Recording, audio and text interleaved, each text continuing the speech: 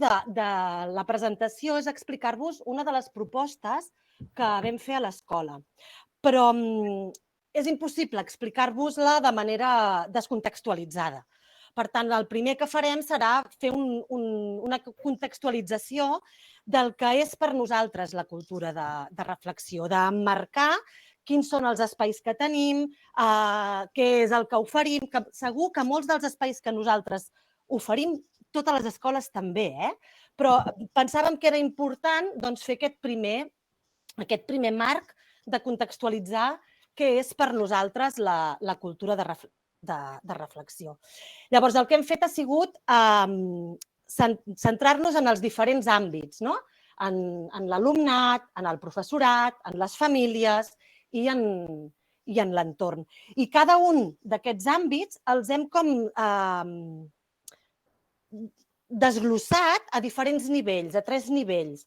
A nivell de centre, quins espais oferim de reflexió a nivell de centre, quins espais oferim de reflexió a nivell d'aula i quins espais oferim de reflexió a nivell d'individu, a nivell de persona.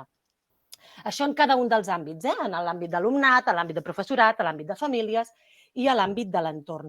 En alguns no ens casa aula, és de més ampli a més concret. Doncs va, ens anem a centrar en l'alumnat. Si vaig molt ràpid m'ho dieu, que tinc tendència a posar la directa. Vinga, doncs va, a nivell de centre, quins espais de reflexió oferim al nostre alumnat? L'assemblea de delegades i delegats. Hi ha una cartellera on també on hi ha el proposo, em pregunta, el m'agrada, aquesta rutina de pensament que també parlàvem en una de les sales fa una estona. I llavors els infants també tenen la possibilitat de tenir entrevistes individuals amb mi, si així ho volen, igual que jo rebo els mares i els pares que m'ho demanen, doncs jo també rebo els infants que m'ho demanen i de fet ho fan. I em venen a dir diferents coses, des de volem que hi hagi això a l'escola fins a no ens agrada com s'està desenvolupant aquesta activitat al centre o el que sigui. Vull dir que aquests espais hi són.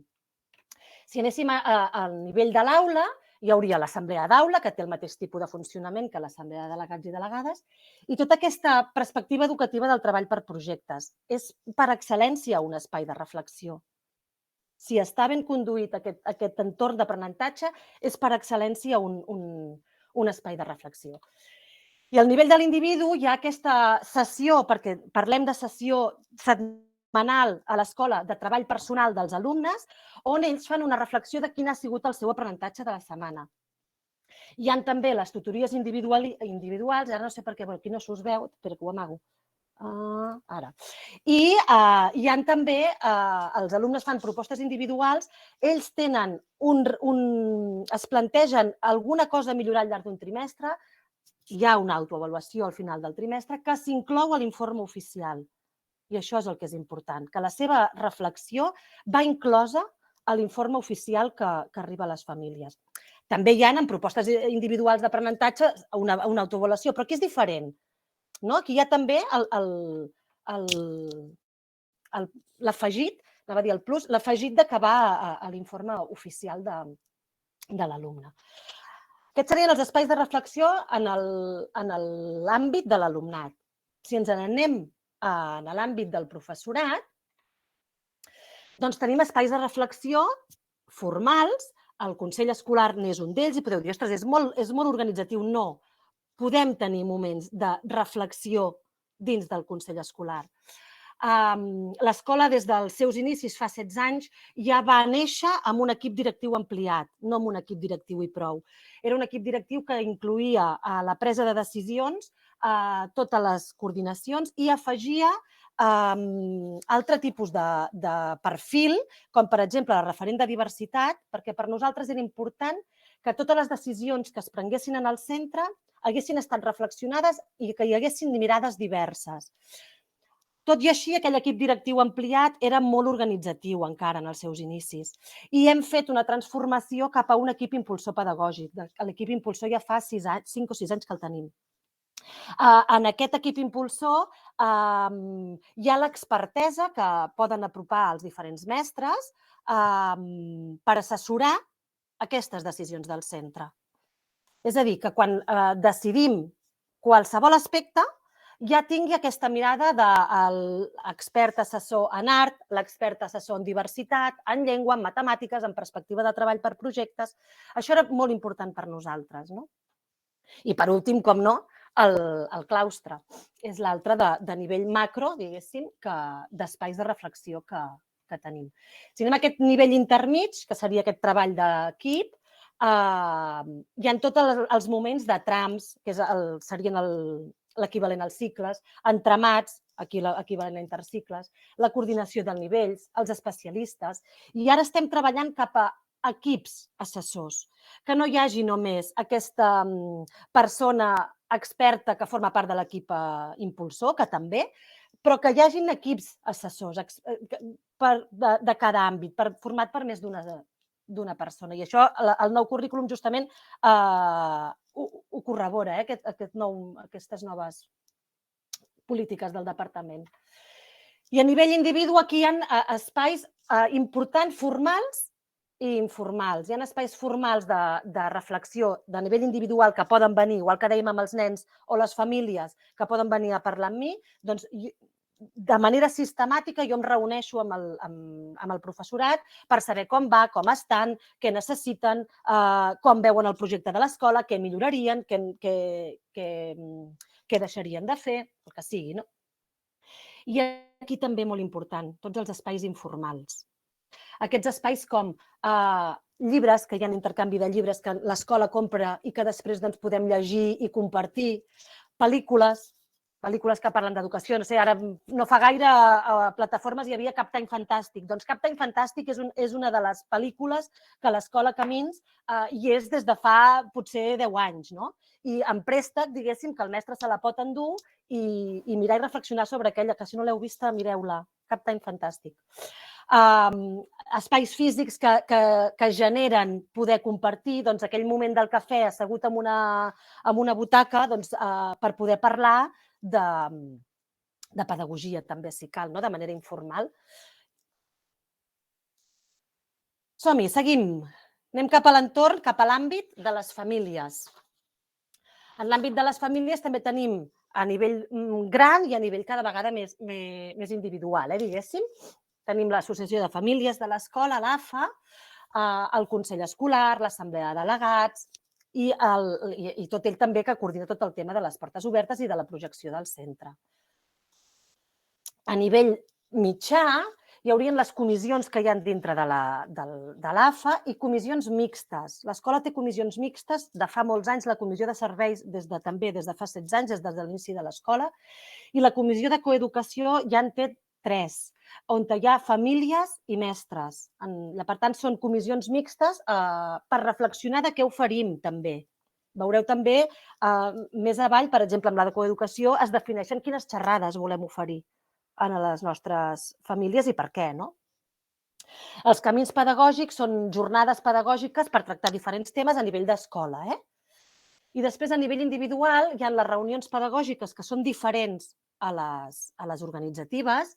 També es complementa amb les mostres dels infants a les famílies. És una altra manera de fer pedagogia i de fer reflexió pedagògica, si després hi ha una reflexió.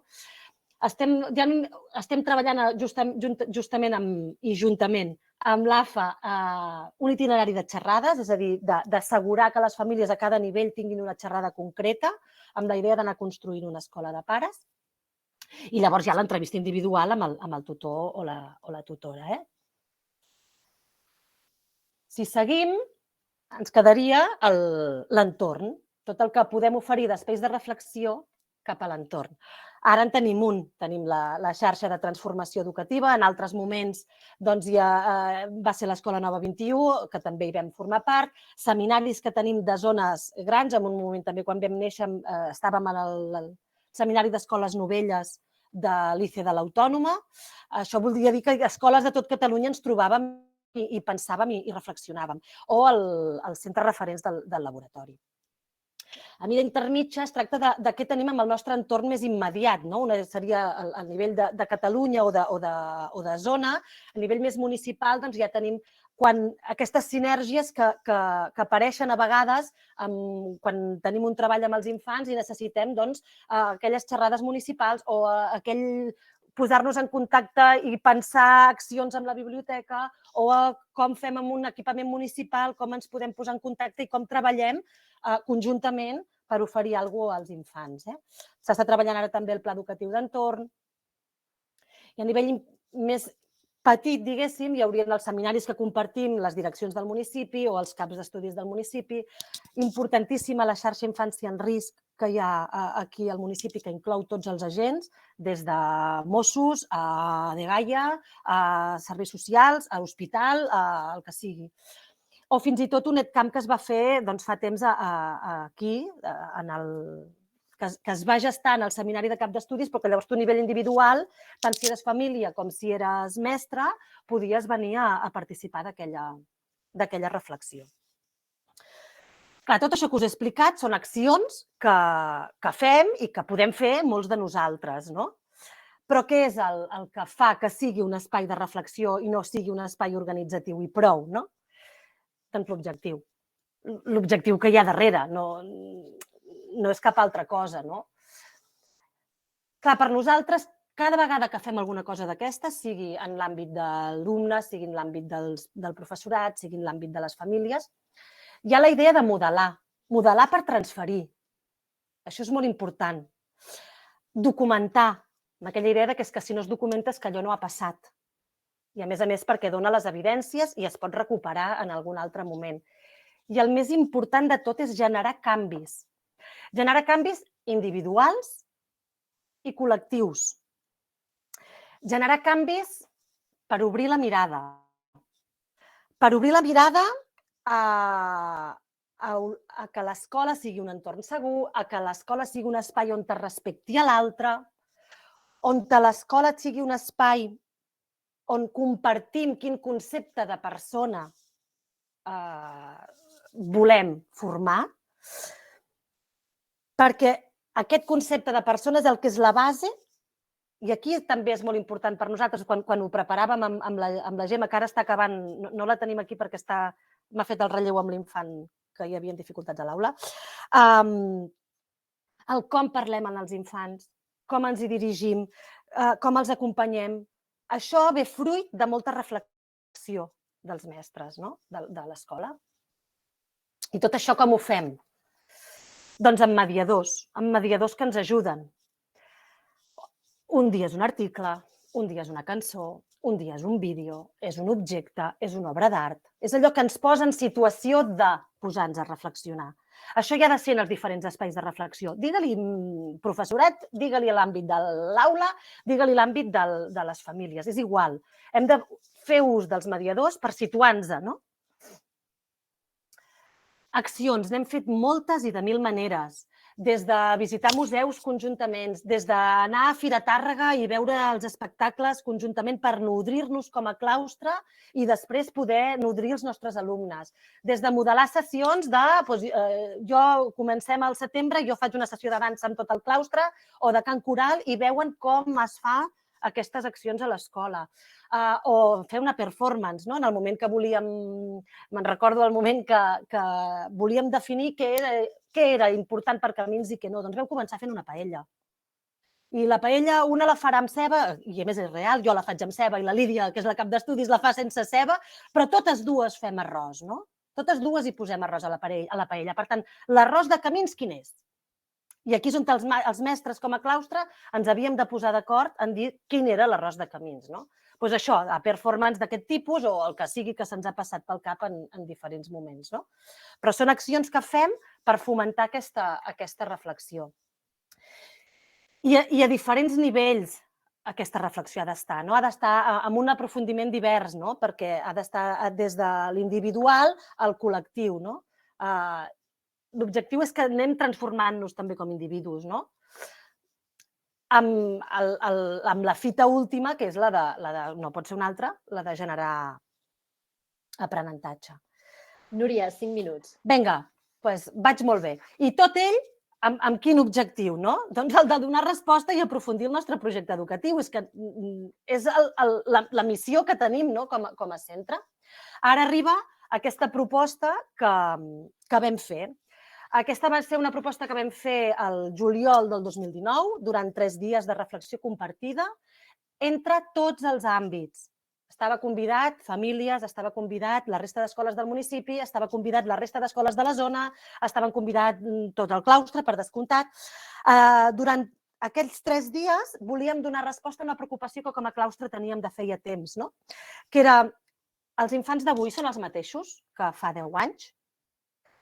Pot ser que aquells canvis tan ràpids que estem vivint com a societat facin que l'ésser humà estigui desaprenent a ser humà?